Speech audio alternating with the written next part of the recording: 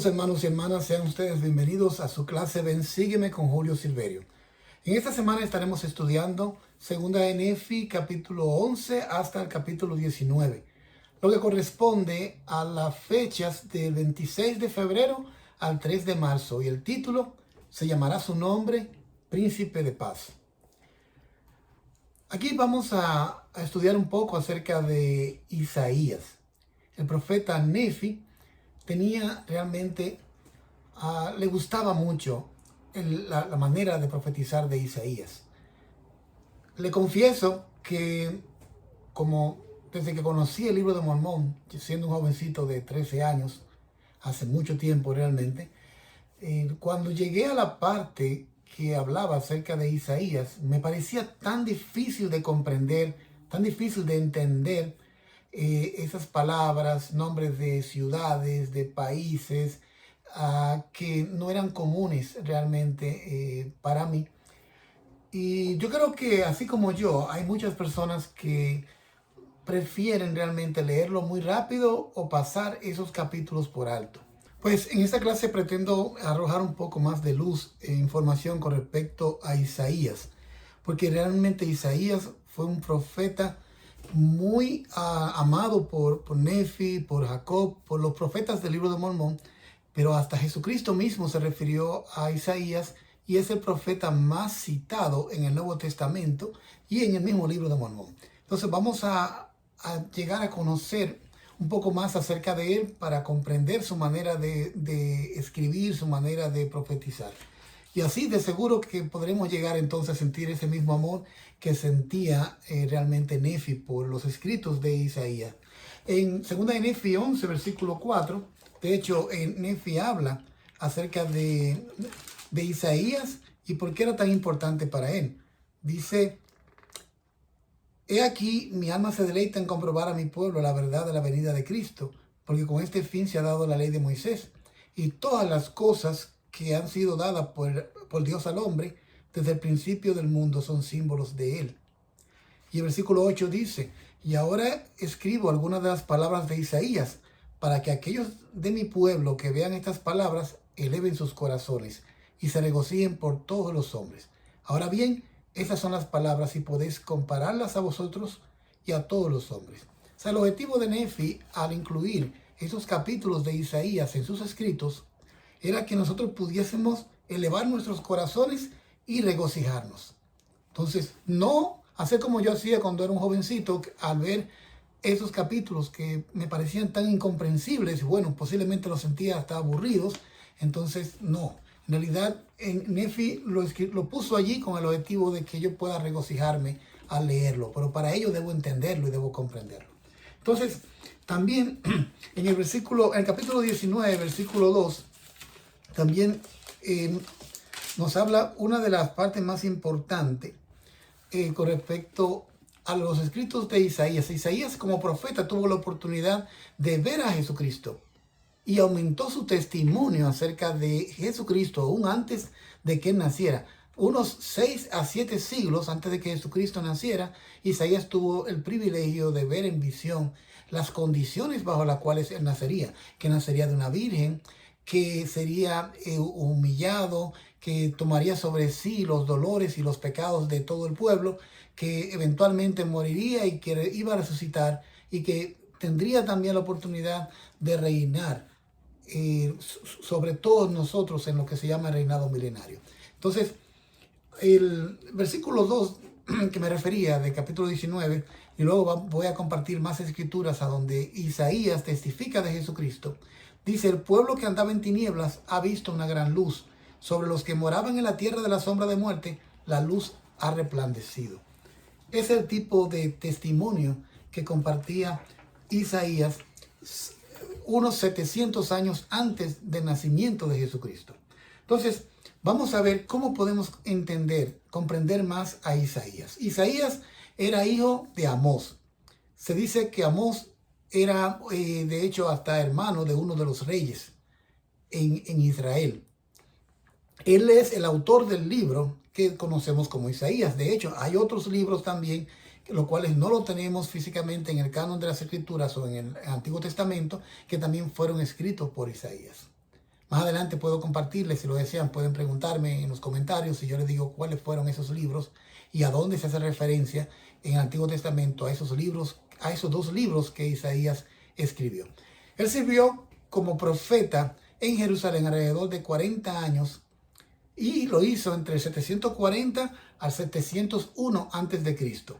Y mientras estuvo siendo profeta, él pudo ver 4 reyes, o sea, el rey Usías, Jotán, Acaz, Ezequías y Manasés.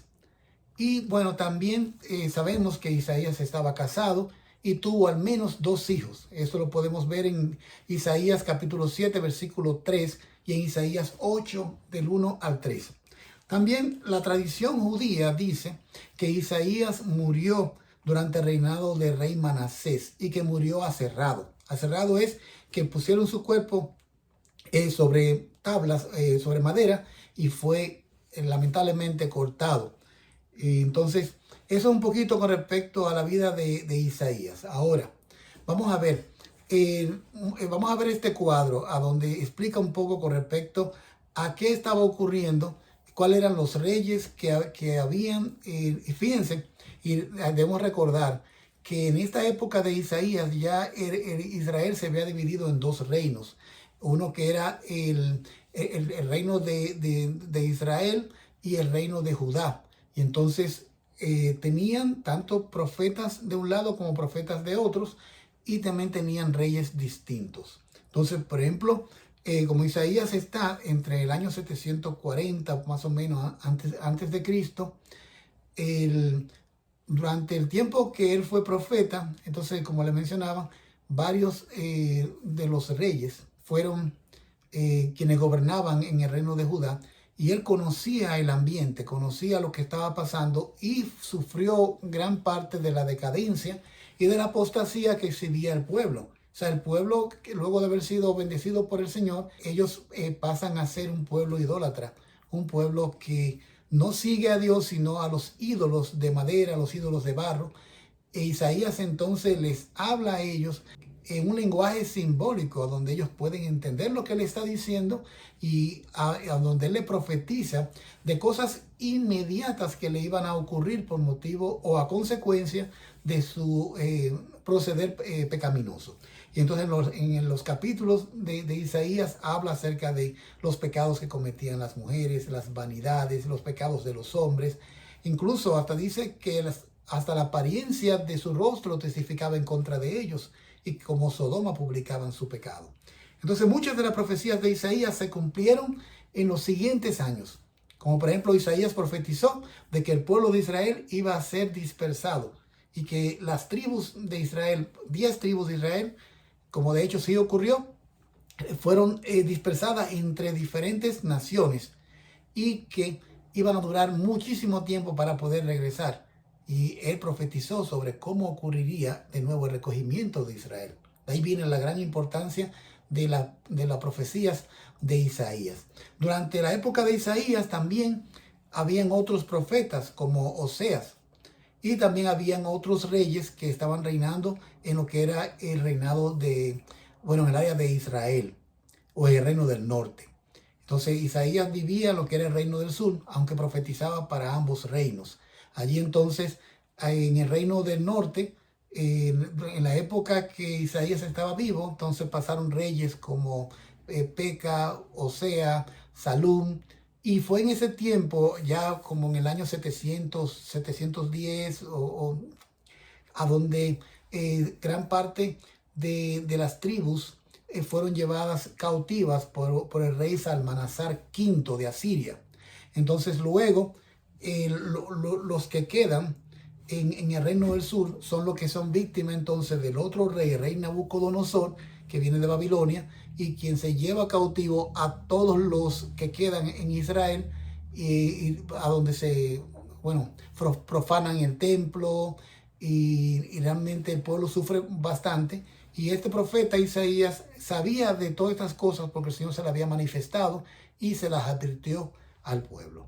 Pero como pasó también con Jeremías, sus profecías no fueron de agrado ni para los reyes que las escuchaban, ni tampoco para el pueblo. Y como pasó con Ley, y pasó con Osea, y pasó con varios profetas que el Señor mandó a advertirle al pueblo de que debían arrepentirse y cambiar su proceder, entonces ellos fueron perseguidos a esos profetas y murieron, así como le pasó a Jeremías, como le pasó a Isaías. Algunos se pudieron escapar porque el Señor le permitió y le inspiró para que salieran, como ocurrió con Ley y su familia. Entonces, eso es un poquito con respecto a Isaías. Isaías en sus escritos testificó del nacimiento de Jesucristo en Isaías 7:14 y Isaías 9:6. Ahí supo hasta que iba a nacer de una virgen. Ningún profeta tenía ese conocimiento, o al menos ningún profeta en el Antiguo Testamento había hablado con respecto, o había profetizado con respecto a las condiciones humildes en las que nacería el Salvador. Y este profeta era el único que tenemos en el Antiguo Testamento que de manera más explícita pudo hablar con respecto al niño que va a nacer, y que sobre él vendría un principados y hasta el nombre que iba a tener y los nombres por el cual iba a ser llamado. Isaías pudo decirlo. O sea, es interesante que 700 años antes del nacimiento de Jesucristo, ya el Señor estaba manifestando a sus profetas lo que él iba a hacer y cómo iba a venir aquí a la tierra. Algo que también lo vemos muy común en el libro de Mormón. Dice Nefi que él y su hermano Jacob, los dos habían visto a Jesucristo y ya podían testificar acerca de Jesucristo y de la realidad de su llegada, de su misión aquí en la tierra, siglos antes de que llegaran. Incluso comenzaron a alinear sus vidas, y ya sabemos, veremos más adelante con las historias del pueblo de rey Benjamín, cómo al final decidieron hasta llamarse cristianos antes de que Jesucristo mismo naciera. O sea que en el libro de Mormón, o el pueblo en el libro de Mormón, los nefitas, tenían ya un conocimiento muy amplio con respecto al cumplimiento de las profecías de Isaías. Isaías vio acerca del ungimiento de Jesucristo, de qué familia él iba a proceder, su carácter, sobre su mansedumbre, sobre su muerte. Eso está en Isaías 53. Sobre su resurrección en Isaías 25, capítulo 8. Sobre su reinado glorioso en el capítulo 11, del 3 al 16. Algunas cosas no están en orden cronológico, pero sí están allí como un testimonio de que este profeta pudo ver realmente lo que iba a ocurrir. Entonces decimos que Isaías escribió en una época de apostasía. Isaías no vivió en ningún momento tranquilidad en lo que respecta a que hubiera justicia, o que hubiera por lo menos entre el pueblo personas que desearan seguir a Jehová y las leyes que él había dado al pueblo. Dice que su libro abarca acontecimientos de esa época, pero también acontecimientos del futuro. Entonces la parte más importante de todo el libro de Isaías es lo que tiene que ver con su testimonio acerca del Salvador. Entonces, a medida que tú estudies el libro de Isaías, comenzando con estos capítulos que Nefi insertó en segunda de Nefi, entonces podrás aumentar y fortalecer tu testimonio acerca del Salvador y darte cuenta cómo aún con tanto tiempo se pudo saber acerca de que Jesucristo vendría y que sería el Salvador y Redentor de todos nosotros. Como dice Nefi en segunda de Nefi 11:2, mi alma se deleita en sus palabras, pues él ciertamente vio a mi Redentor. Entonces, otra cosa importante, en tercera de Nefi, cuando el Salvador viene al continente americano y tiene esos días maravillosos con todos aquellos que sobrevivieron a los cataclismos, a los terremotos, a los torbellinos, él entonces, entre las cosas que les enseña, es la importancia que tenían las profecías de Isaías. Entonces, si buscamos en tercera de Nefi capítulo 20, versículo 11, dice: os acordaréis que os hablé y dije que cuando se cumplieran las palabras de Isaías, he aquí, están escritas, las tenéis ante vosotros, por lo tanto, escudriñadlas. Entonces, miren cómo el Señor dice. Se refiere a Isaías y dice, ustedes tienen esa palabra delante de ustedes. Por lo tanto, escudriñenlas. O sea, es Jesucristo mismo que nos manda a que escudriñemos las palabras de Isaías. No recuerdo otro ejemplo en donde el Salvador nos mande de manera directa y explícita que estudiemos o escudriñemos la palabra de otro profeta, sino de Isaías. Entonces, vamos a ver un poco más sobre qué tanto se menciona Isaías en otros libros que pertenecen a nuestro canon de escritura. Por ejemplo, en el libro de Mormón se citan 414 versículos de Isaías.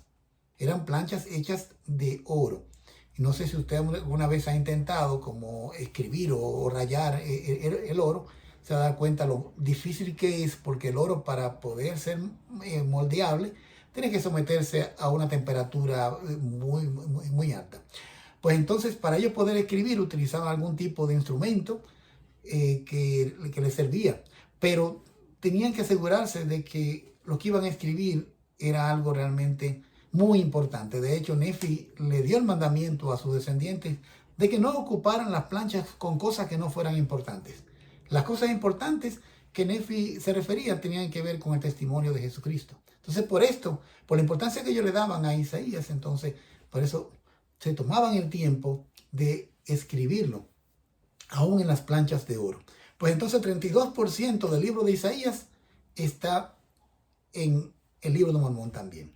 Y también se citaron otros versículos. De hecho, 34 versículos de Isaías también se citaron. Se hizo referencia a ellos en el libro de Mormón, aunque no de manera exacta, sino como mencionando, bueno, en Isaías dice tal cosa, o el profeta Isaías dijo tal cosa, o según dijo Isaías. Entonces estamos hablando de que eso sería un 3% más del libro, para sumar un 35% en total de lo que es el libro completo de Isaías, que se encuentra reflejado en alguna de las páginas del libro de Mormón. Igual también pasó con los escritores en el Nuevo Testamento. O sea, varios escritores del Nuevo Testamento, incluso de los que escribieron los evangelios, Pablo también lo mencionó, Pedro también lo mencionó. Entonces dice que solamente en el Nuevo Testamento, por lo menos 57 veces se hace referencias a Isaías. Entonces decimos que es el profeta del cual más se hace referencia en las Escrituras. El profeta que más se hace referencia de los del Antiguo Testamento, y el libro que más se hace referencia es el libro de Isaías. En las doctrinas y convenios también se hace aún aproximadamente 100 referencias al libro de Isaías. O sea que este profeta realmente fue un profeta sumamente especial, que realmente marcó las vidas de otros profetas y de muchos seguidores del Señor. Bueno, y muchos esperan el cumplimiento de muchas profecías que todavía faltan por cumplirse y que están allí escritas en el libro de Isaías. Por eso es que de aquí viene entonces esa importancia. Que con respecto a las profecías de Isaías, el elder Dallin H. Oaks dijo lo siguiente: el libro de Isaías contiene muchas profecías que parecen tener varios cumplimientos. Un cumplimiento parece involucrar a las personas de los días de Isaías o las circunstancias de la siguiente generación. Otro significado, con frecuencia simbólico, parece referirse a los acontecimientos del meridiano de los tiempos, cuando Jerusalén fue destruida y su pueblo dispersado después de la crucifixión del Hijo de Dios. Hay incluso otro significado o cumplimiento de la misma profecía que parece relacionarse con los sucesos pertinentes a la segunda venida de Jesucristo. El hecho de que muchas de esas profecías pueden tener varios significados resalta la importancia de que busquemos el espíritu de profecía, o que busquemos revelación directamente del Espíritu Santo que nos ayude a interpretarla.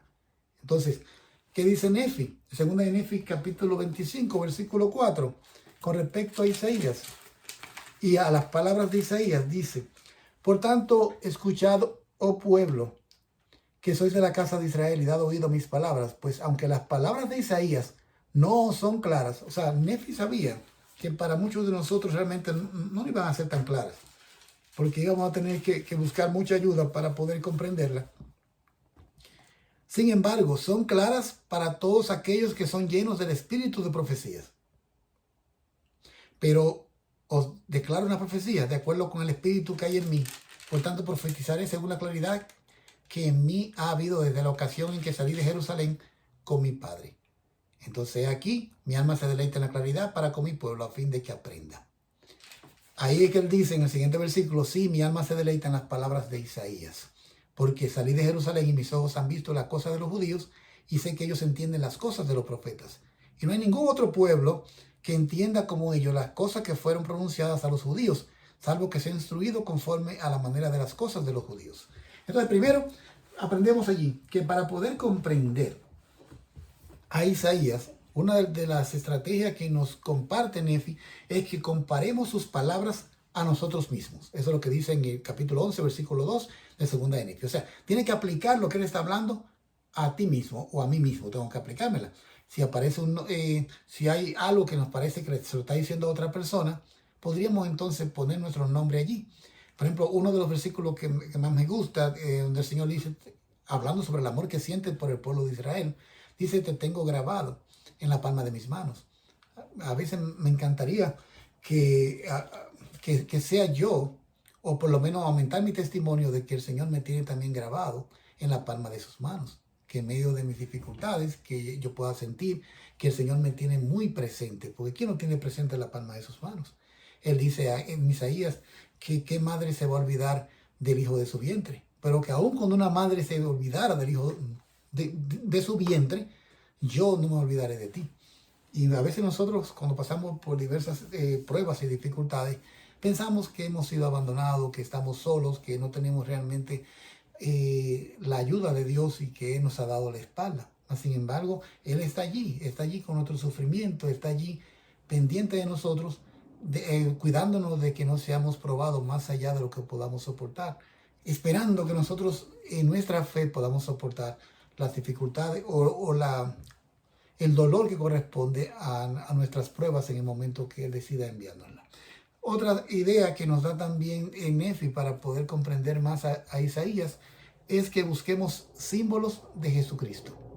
O sea, Isaías hablaba también por medio de como de metáfora. O sea, utilizaba unos ejemplos para representar otras cosas. Por ejemplo, decía que resplandeció una luz entre nosotros. Eso está en la segunda de Nefi 19:2. Y esa luz sabemos que es Jesucristo.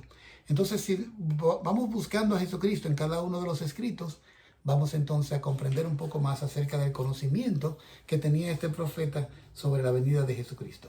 Y entonces, como acabamos de leer en el capítulo 25, versículo 4, para poder entender plenamente a Isaías, hay que tener el espíritu de profecía.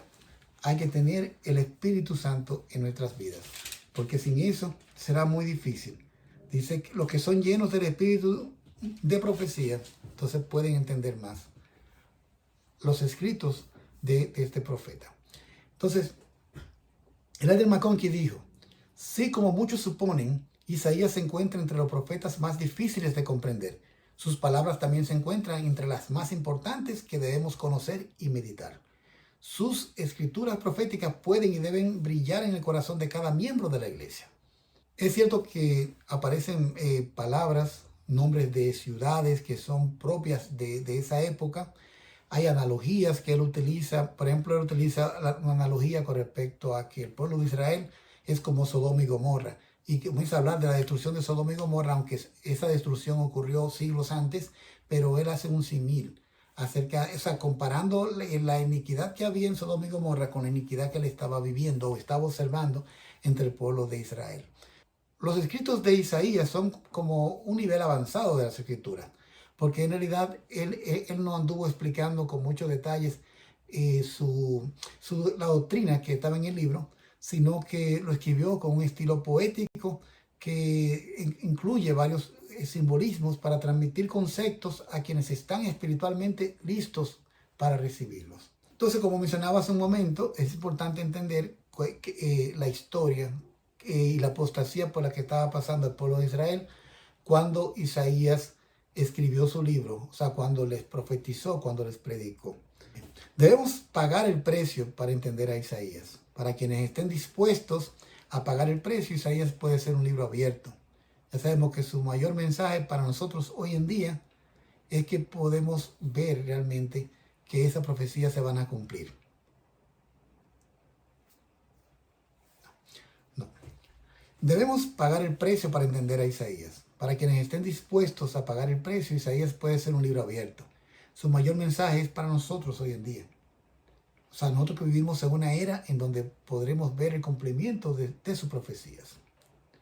Hay muchas que sí se han cumplido, pero hay otras que todavía faltan por cumplir. Por ejemplo, él profetizó de que los sirios iban a caer, porque en esa época, recuerden que hemos hablado ya en otras clases, que había naciones que se luchaban por el poderío militar, por dominar las demás naciones que estaban cerca o alrededor de Jerusalén, incluyendo también a Israel y Jerusalén. Estaban los asirios, estaban los persas, estaban los babilónicos. Y entonces hubo un tiempo donde fueron los asirios los que dominaron, hubo un tiempo donde fueron entonces los babilónicos que lo hicieron. Pues entonces Isaías profetizó de que iba a caer el imperio sirio, y así ocurrió. Profetizó de que Israel iba a ser sitiada, y también esto ocurrió, que Israel caería, pero que el Señor le iba a liberar, que Judá también caería, que Sennacherib iba también a atacar a Egipto, que moriría también porque sus hijos lo matarían a espada. También habló del exilio de Judá, habló del exilio del reino del sur hacia Babilonia a mando de Nabucodonosor. También profetizó de que Tiro iba a ser asediada por Nabucodonosor, que Nabucodonosor iba a morir, e incluso que a través de Ciro se iba a volver a reconstruir la ciudad de Jerusalén, que Babilonia iba a caer, que los tesoros del templo iban a ser devueltos, y todo eso se cumplió. Ahora, hay varias profecías que todavía no se han cumplido, que ya tienen que ver con este tiempo. Bueno, se cumplieron las que tuvieron que ver con Jesucristo, pero las que tienen que ver ya con este tiempo a donde él habla de que el pueblo de Israel iba a ser de nuevo, iba a volver a su país, se ha cumplido en parte porque ya se aprobó la nación de Israel, que ni siquiera tenían una nación a donde regresar. Los judíos y los miembros de la casa de Israel que habían sido dispersados. Y entonces desde ese tiempo en adelante ellos han ido volviendo a Israel, y se va cumpliendo poco a poco esta profecía de Isaías.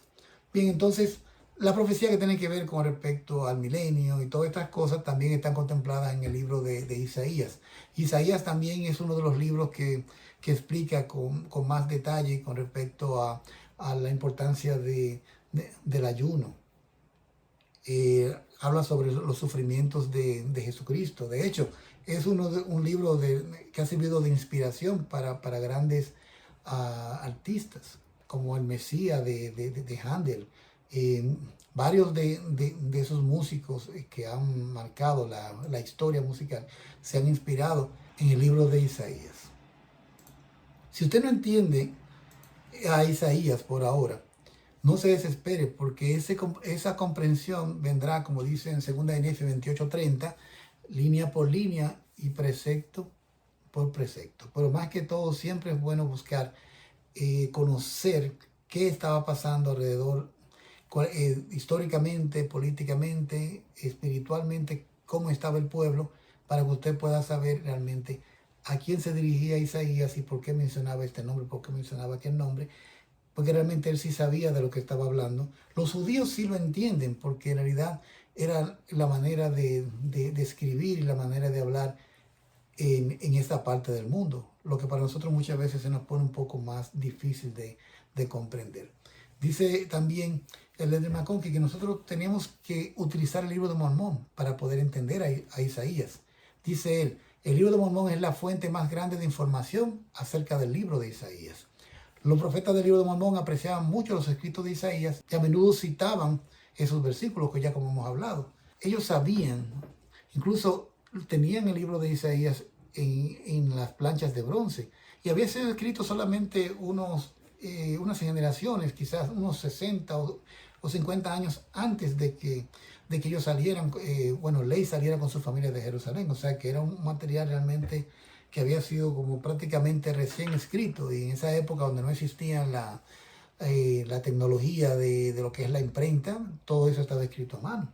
Y entonces Ley tuvo el privilegio a través de las planchas de bronce que se le quitaron a Labán, de conservar estas escrituras y pasarlas a generaciones por generaciones a través de Nefi, Jacob y los demás profetas que siguieron.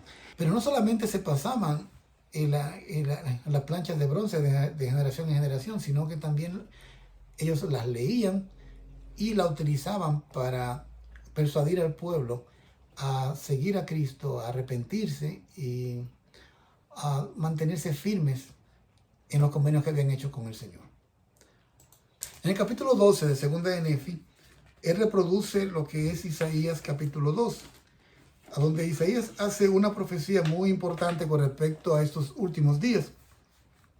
Dice en el versículo 2, y acontecerá que en los postreros días que el monte de la casa del Señor será enaltecido como cabeza de los montes, y será exaltado sobre los collados, y todas las naciones correrán hacia él. Y vendrán muchos pueblos y dirán, venid y subamos al monte del Señor, a la casa de Dios de Jacob, y nos enseñará acerca de sus caminos y caminaremos por sus sendas, porque de Sion saldrá la ley y de Jerusalén la palabra del Señor. Hemos sido enseñados por nuestros profetas, especialmente el presidente Hinckley, de que esta profecía tiene que ver con nuestros templos, especialmente el templo de Salt Lake.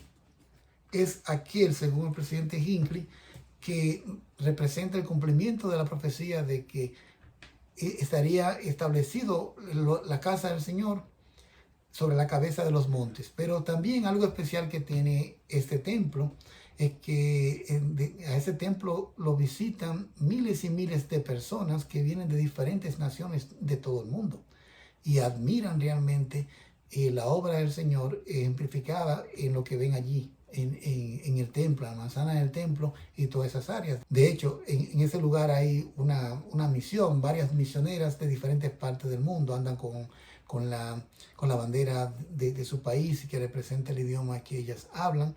Y es maravilloso ver cómo ellos tienen la oportunidad de interactuar con personas que vienen de diferentes naciones de todo el mundo y se quedan admirados acerca de la obra que hemos realizado o que se ha realizado como iglesia en esta parte que es como un monte, como la cabeza de los montes. Entonces así también son nuestros templos. Nuestros templos siempre están en lugares a donde realmente resaltan, a donde la gente se admiran de ver la casa del Señor. Entonces, cuando no hay templo, entonces ya lo hemos visto en el pasado, los profetas iban a los montes, a la cabeza de los montes, a la cima de las montañas. Hoy en día tenemos el privilegio de tener templos por todos lados. La meta de la iglesia es que los templos puedan estar muy cerca de los miembros, que los miembros puedan ir a un templo a una distancia máxima, digamos, de 1 o 2 horas. Algunos tienen el privilegio de que pueden ir a un templo en 5 minutos o pasan por el templo varias veces. No es solamente que veamos el templo y que digamos lo admirado que nos sentimos, lo felices que estamos por esos edificios tan bellos, sino que podamos valorar la importancia que tienen las ordenanzas que se llevan a cabo allí, tanto por los vivos como por los que han fallecido. Entonces, vamos a seguir leyendo algunos de los versículos a donde Isaías sigue testificando acerca de Jesucristo. En el capítulo 14, versículo 4, también Isaías habla con respecto a Jesucristo, cuando dice, cuando el Señor haya lavado la inmundicia de las hijas de Sión y limpiado la sangre de Jerusalén de en medio de ella, con espíritu de juicio y con espíritu de alimiento, y creará el Señor sobre toda morada del monte de Sión y sobre sus asambleas una nube y humo de día y resplandor de fuego y llamas de noche, porque sobre toda la gloria de Sión habrá una defensa. Y habrá un tabernáculo para sombra contra el calor del día y para refugio y abrigo contra el turbión y contra el aguacero. En el capítulo 16 de Segunda de Nefi, Isaías relata una experiencia, bueno, aquí se refiere a Isaías capítulo 6 también, una experiencia donde él vio al Señor sentado sobre su trono, y un trono alto y enaltecido, y dice que la falda de su ropa llenaban el templo. Encima del trono estaban los serafines, cada uno de ellos tenían 6 alas, con 2 se cubrían el rostro, con 2 los pies y con 2 volaban. Y uno exclamaba al otro, diciendo, Santo, Santo es el Señor de los ejércitos, toda la tierra está llena de su gloria. Y la voz del que clamaba se estremecieron los quiciales de la puerta, y la casa se llenó de humo. Entonces dije, ay de mí, pues soy perdido, porque soy hombre de labios inmundos, y habito entre un pueblo de labios inmundos, por cuanto mis ojos han visto al Rey, el Señor de los ejércitos. Ahí testifica de manera muy explícita, o sus ojos habían visto al Rey. ¿Qué testimonio más fuerte, más firme tenía este profeta, que 700 años antes del nacimiento de Jesucristo tuvo el privilegio de verlo en una visión y de escribir su testimonio para que podamos tenerlo hoy en día en las Sagradas Escrituras. En el capítulo 17, versículo 14, él también habla de esto. Dice: por tanto el Señor mismo os dará una señal. He aquí que una virgen concebirá y dará a luz un hijo y llamará su nombre Emmanuel.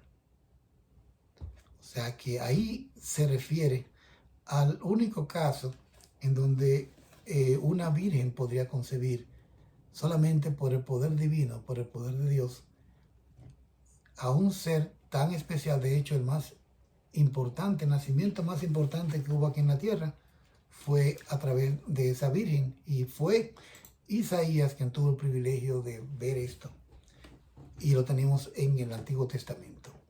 Y también por eso mismo, cuando Ley y Nefi podían hablar acerca de esto, tenían un conocimiento previo por haber leído el libro de Isaías.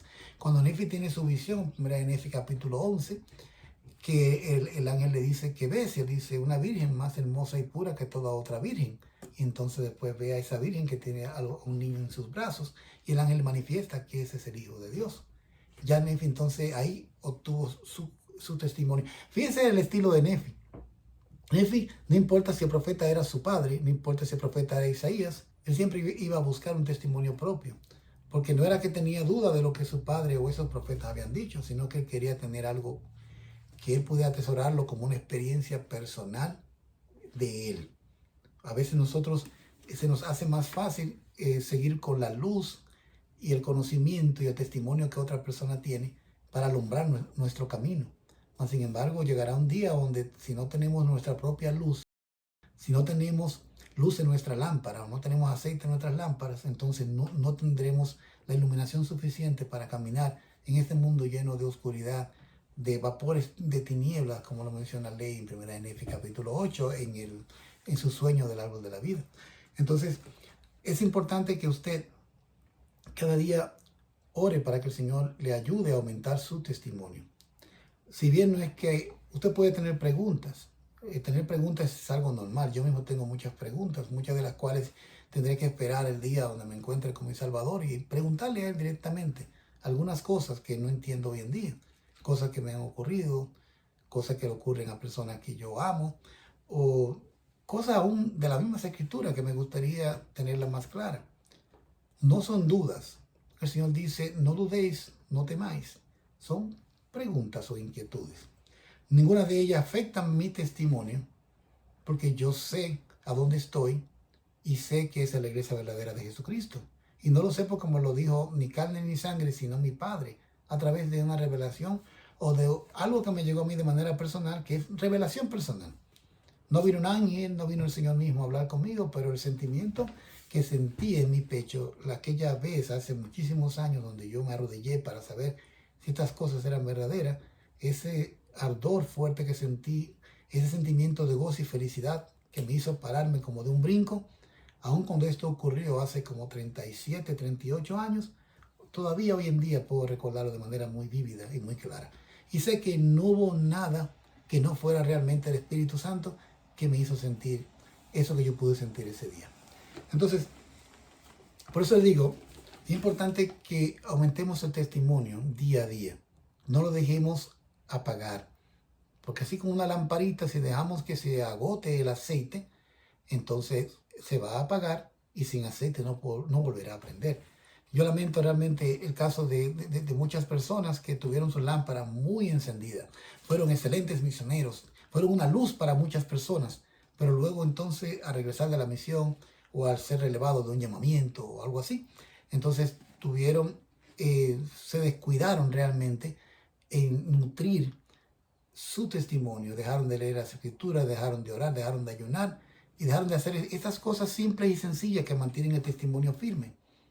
Y entonces dejaron de ir al templo también, dejaron de pagar diezmos, dejaron de obedecer los mandamientos, y entonces poco a poco se va apagando la llama. Y cuando la llama se va apagando, Satanás viene y quiere ocupar ese espacio y nos llena de dudas, de muchísimas cosas. Y así dice que el libro de Mormón que nos prende con sus cadenas de muerte. Por eso es importante que nos mantengamos siempre alerta, que nos mantengamos siempre con los ojos abiertos, no como ocurrió con las 5 vírgenes insensatas, que se descuidaron y se confiaron de que realmente las cosas le iban a salir bien sin hacer ningún esfuerzo. Sin embargo, cuando llegó el Señor, la encontró así desprevenidas y se quedaron afuera, donde era el llanto y el crujir de dientes. Así que no nos pasa a nosotros. Nefi en eso nos da un gran ejemplo. Él siempre buscaba su testimonio de lo que su padre como profeta le decía, porque él también quería sentir. Él, como tiene su experiencia con el Espíritu Santo, ¿qué deseas? ¿No? Yo deseo ver lo que mi padre vio. O sea, yo creo lo que él me dijo y el ángel estaba, y bueno, el Espíritu Santo estaba muy contento y regocijado, porque Nefi creía lo que su padre había visto, pero él fue allí, a ese monte, a su templo, para buscar su experiencia propia. ¿Por qué no vas tú también al templo? ¿Por qué no vas a tu lugar sagrado en tu casa a buscar tu experiencia propia? Ya no más vivir por el testimonio de tu papá o de tu mamá, testimonio del misionero que te bautizó, o la misionera que te bautizó, o el testimonio del obispo, del presidente de Estado, del profeta. No, ese testimonio de ellos. Tienes que buscar el tuyo. Y si aún lo tienes y lo sientes que se está debilitando, pues entonces vamos a buscar aceite. Vamos a buscar aceite, vamos a leer las escrituras. Vamos a enfilar nuestras vidas, arrepentirnos de lo que tenemos que arrepentirnos. Vamos a ir al templo. Vamos a orar. Vamos a ayunar. Vamos a poner al Señor en el lugar que le corresponde. Entonces veremos como esa lucecita que se va poniendo como oscura, de repente otra vez comienza a brillar. Y no solamente brillará nuestro camino, sino que también servirá de luz para otras personas, los cuales nos verán y dirán, oh, pero caramba, tienes un brillo muy especial. Entonces, allí podremos entonces reflejar lo que es la luz del mundo en nuestras vidas, el cual es Jesucristo. Realmente, Nefi amaba los escritos de Isaías porque lo entendía. En el capítulo 19 también habla de Jesucristo, en versículo 6, porque un niño nos es nacido, un hijo nos es dado, y sobre sus hombros estará el principado, y se llamará su nombre admirable, consejero, Dios fuerte, Padre eterno, príncipe de paz. Incluso hasta dice y reitera que él se sentará sobre el trono de David, que será descendiente de David. Y eso también lo sabemos, que Jesucristo descendía de David. Es tan maravilloso ver cómo desde ese tiempo esos profetas tenían un conocimiento acerca de Jesucristo, de su misión y sobre su muerte, resurrección y sobre su reinado triunfal o reinado mesiánico. Y todo eso está en el libro de Isaías. Y eso es lo que Nefi quería que nosotros aprendiéramos. Eso es lo que Nefi quería que nosotros valoráramos. Por eso lo incluyó en segunda de Nefi. Pero no solamente Nefi, sino el Señor mismo nos instruyó, ya que tenemos a Isaías con nosotros. Está en nuestra Biblia, está en el libro de Mormón, algunos de los versículos, de hecho, 414 versículos están aquí. Pues entonces, Él nos ha mandado que lo escudriñemos. No es que lo leamos por encima, no es que lo pasemos porque son un poco difíciles de entender, no. Que lo escudriñemos, porque de hecho, allí hay tesoros de conocimiento. Hermanos, con esto vamos a finalizar la clase. Estoy muy agradecido por el apoyo que me están brindando en el canal. Yo sé que somos un canal pequeño, pero solamente el saber de que a lo mejor una persona en algún lugar del mundo pueda ser beneficiado, pueda sentir la influencia del Espíritu Santo, solamente porque estamos compartiendo las palabras de este maravilloso libro, el Libro de Mormón, ya para mí es una gran esperanza, un gran aliciente y motivación para seguir adelante. Sí les pido que por favor lo compartan con los demás, compartan en sus redes, en sus grupos. También a mí, denme un feedback, escríbanme, díganme lo que piensan sobre los temas que hemos estado tratando, si hay algo que entiendan que se puede sumar. Yo no soy el que más sé, yo de hecho estoy aprendiendo mucho porque estoy, aun cuando he leído el Libro de Mormón tantas veces, pero ahora parece como que si fuera un libro nuevo, definitivamente, porque encuentro en cada página, en cada versículo, nuevos conocimientos. Y bueno, para preparar estas clases tengo que también que escudriñar bastante para que, bueno, así aprendo más. Se dice que el maestro es el que más aprende y eso ha ocurrido conmigo. Por favor, compartan estos videos y estas clases con sus amigos, ya sean miembros o no miembros, en la iglesia, en los grupos, en las clases de escuela dominical, porque en realidad podemos juntos ayudarnos compartiendo los sentimientos y el conocimiento que el Señor pone en nuestros corazones. Hermanos, muchas gracias y nos vemos la siguiente semana.